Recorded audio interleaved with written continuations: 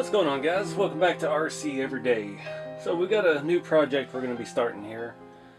This is an RCmodelex truck, and I know a lot of people know what that is, but a lot don't.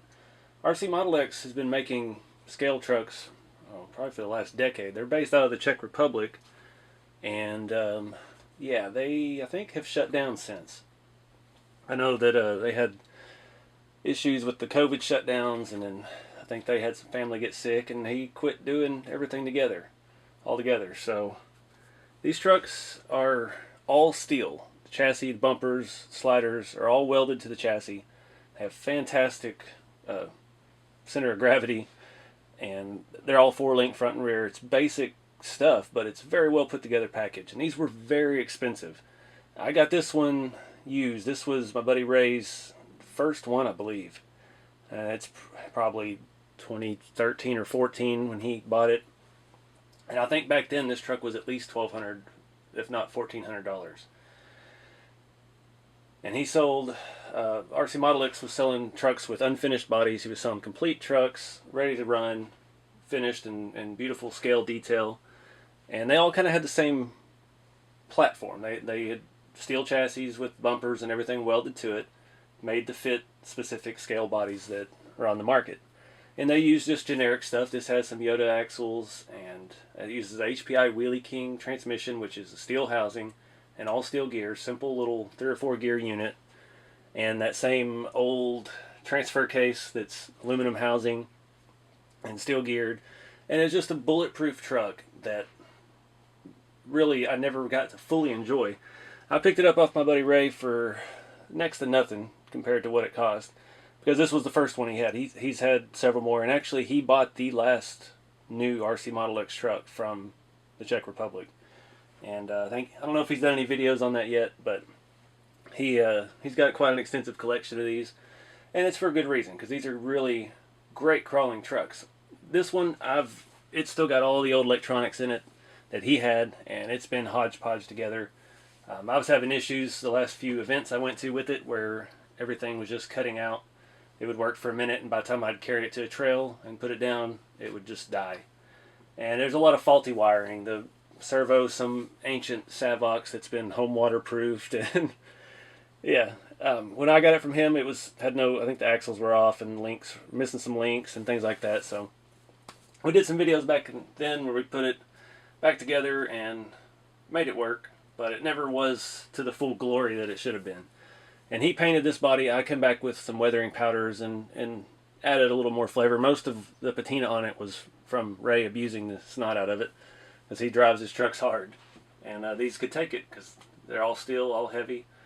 But we're not changing the look of the truck. I like the body. I'm leaving the chassis dirty. The same wheel and tire. I like these, what are these, old RC full drive mud slingers on these 155 black wagon wheels. We got our scale hubs. We got a winch out front that's not functional. It probably wouldn't even work. It's been on there for so long. I added the lights to it because the bumper had tabs to mount a light. And yeah, the last project when we redid the C2X, I had done a blue interior for this. It had just a basic Tamiya interior when I got it from Ray. And I did a blue RC 4-wheel drive one. There's a full build on that on the channel. But I didn't ever really dig the blue with the silver. So I've got a new RC 4-wheel drive, the full detailed interior with panels and metal trim and all that.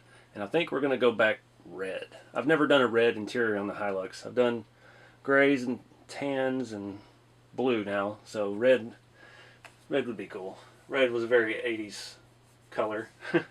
I don't know if these trucks ever came with that, or even if it was an option with silver paint or anything like that, but I don't care. I don't want to do something different. And I took the windows out for the C2X as well, because it all went together. But I've got all the stuff to do this except the speed controller, and we'll talk about that more in a minute when we pull the body off and take a look at the chassis. This truck does have lights. It's got some light controller that Ray waterproofed that I can't even tell what it was, but it works. So we're just going to rock that like it is. Again, I love the look of the truck. The only thing I did was weathering powders on the outside to dirty it up a little more, to fill in some of the scratches and stuff that he had created. And I painted the inside of it black so you can't see. It's not as noticeable up in the fender wells and things like that. So let's take a look at this chassis. So again, it's pretty basic setup. 4-link front and rear. Yoda, original Yoda 1 axles. I've been running SCX 10 shocks on it. I did do one bad modification back in the day. When I put the RC 4 drive 4Runner body on it, and to make it set level, I cut off the top of the shock towers just to get the set down low. Now this body is original Tamiya body, so the bed floor is not as dropped as a RC 4-wheel drive. It's got a provision here. It's made for the Tamiya body, not for an RC 4-wheel drive one. So that's another reason why we're just keeping the body. Plus, it's kind of a natural patina, and it means a lot to me. You know, that was Ray's first one, and it's original to the truck, so we're going to keep all that. But you can see steel rails. They widen at the rear, just like the old Bruiser did. Basic 4-link. These are not even RC 4-wheel drive axles. These are some Chinese factory ones that have a little bit different truss. And I've got some new ones of those as well. I'm not going to mess with these. I wanted to upgrade to a Yoda 2 in the front originally, but this thing is just so hammered that we're just going to replace the whole thing. I've got some new shocks for it. Get rid of these leaky old axial units. And yeah, like I said, it's a Wheelie King HPI transmission. It's a very simple, basic unit. Gear reduction. We've got the gear reduction in the transfer case. Right now, I don't have new shafts for it. We've got some Chinese metal shaft up front and a plastic one in the back. We're just going to have to rock that for now. I made a battery tray for it at one point. It's crude, but it works.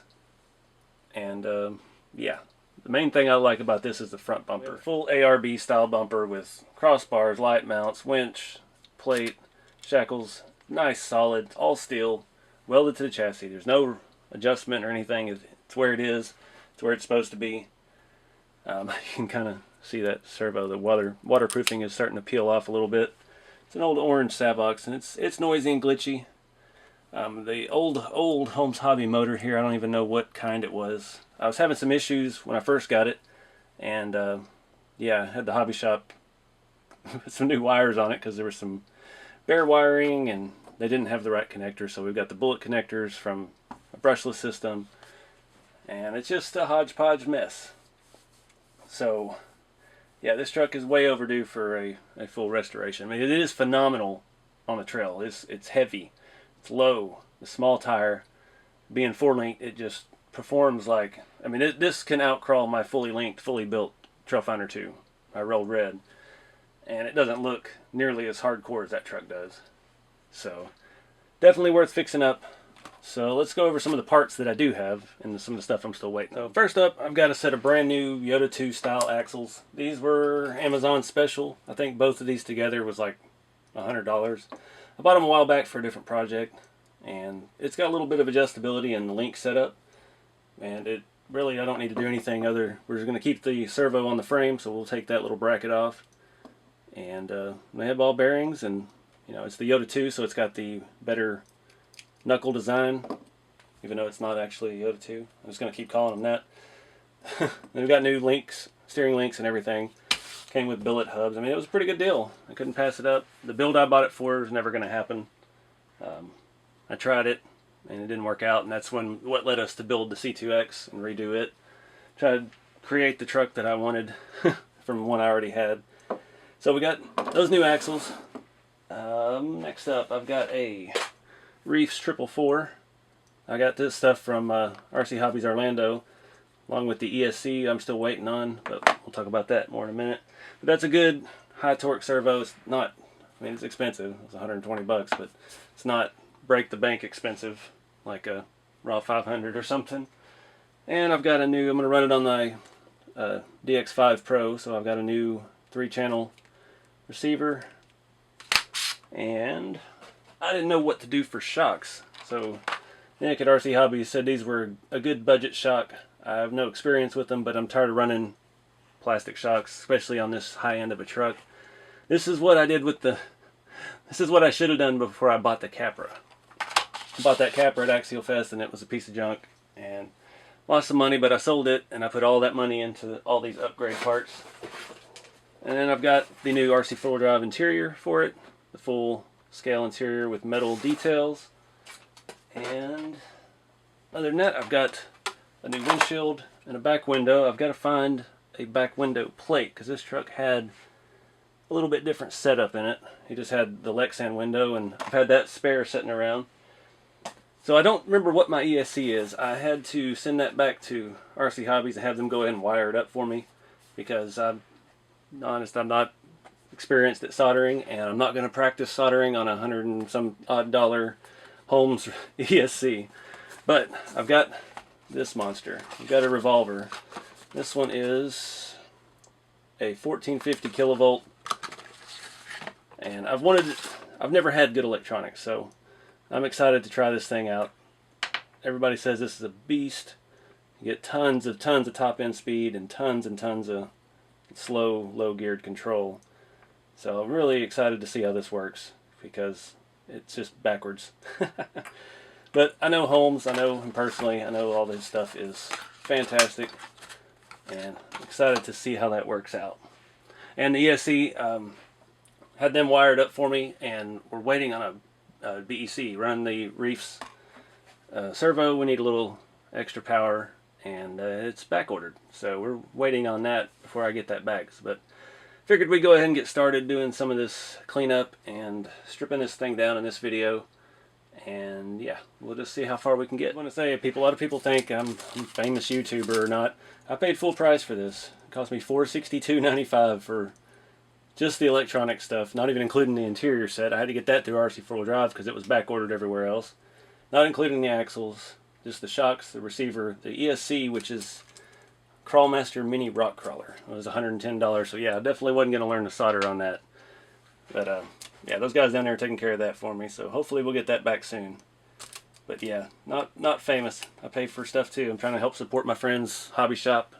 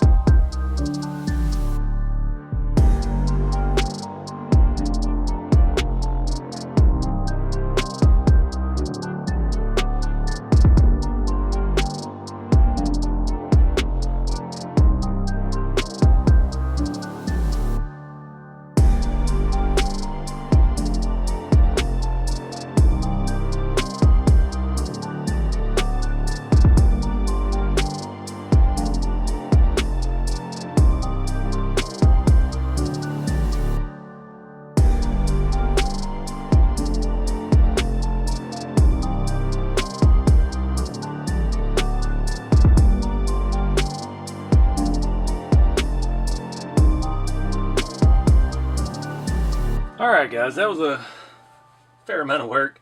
A lot of this stainless hardware is corroded, so I don't know what's up with that.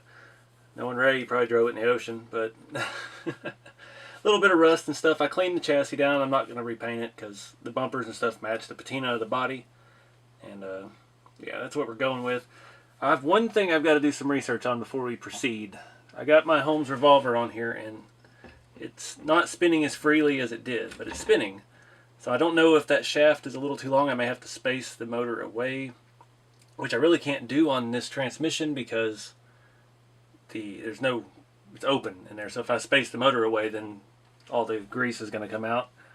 So I don't know if that's right. I need to talk to somebody about that and see. I mean, it's spinning and it's working, but it's not as free as it was out of the box.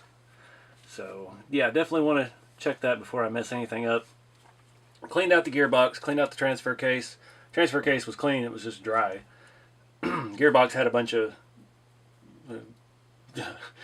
hardened marine grease in it. Scraped most of that blue-green junk out. Put lithium grease in it. So hopefully we don't have to take it back apart, but it's a good stopping point. We're ready to move on to the axles next, I think. But yeah, a lot of hardware is corroded. All this stainless stuff over here, the nuts are just gone. So it really kind of messed me up. This screw on this shaft here is stripped out.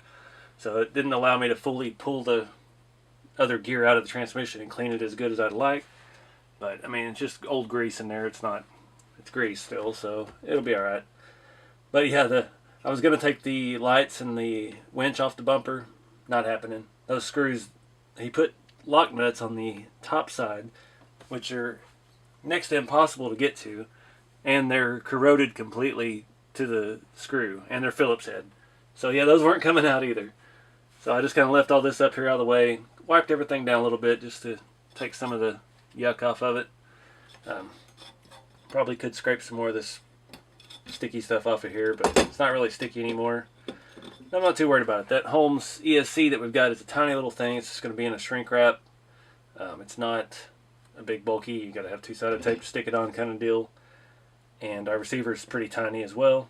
I'm hoping actually that we can put all of that on one side and then have our battery on the other, and we don't have to come back with our homemade battery tray. But yeah, got a lot of progress done, so I got to do some research on the Holmes motor. And yeah, the unfun part, stripping down the axles, getting the 4-link stuff apart, and replacing the corroded hardware with new hardware, and yeah, just getting all the shot grease off of everything and putting it all on our new axles. So I'm going to wrap this one up, guys. This will be part 1. Appreciate y'all watching. Keep it scale, and I'll see y'all in the next video.